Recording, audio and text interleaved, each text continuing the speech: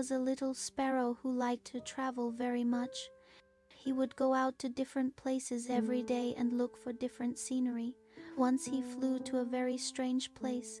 There was only a big tree on a large lawn, and the fog was very heavy there. The little sparrow couldn't see the ground very well, so he stopped on the big tree to rest. By the way, he looked around and saw a very thin owl eating grass shoots on the lawn.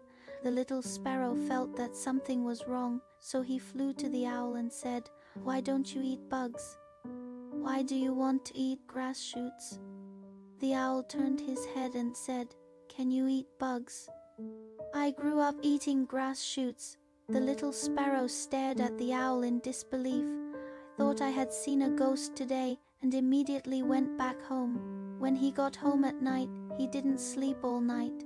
The next day, the little sparrow still wanted to find out, so he went in that direction again. He stopped at the top of the tree. Again, looking for the little sparrow, he glanced at the ground, looked at the bottom of the tree, and found that the owl was actually climbing the tree, which was more and more incredible. Why didn't he fly up? The owl couldn't help but ask again, "Can't you fly?" The owl replied, "No, I've always climbed trees." The little sparrow asked again, "Where is your mother?" The owl said, "I don't know where my mother is. I grew up here alone since I was a child. Every day I go down the tree to eat some tender grass, and when I'm tired, I climb the tree to rest. Is this strange?" The little sparrow had some sympathy, so he made up his mind to help the owl. He told the owl that I would go back later. The little sparrow took a few minutes to catch 2 bugs and put them in front of the owl and said, "You can eat them. This can supplement nutrition. In the future, I will come to send you bugs every day. It won't be long before you can fly." The owl said, "Can this really be eaten?" The little sparrow persuaded him for a long time, and finally he ate the first bug in his life. The owl said, "Delicious. There is still such a delicious thing."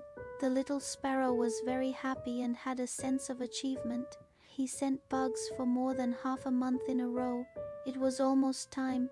He took the owl to a very high place and said, "You have gained a lot of weight recently, and your body has recovered a lot. You can fly." He encouraged the owl.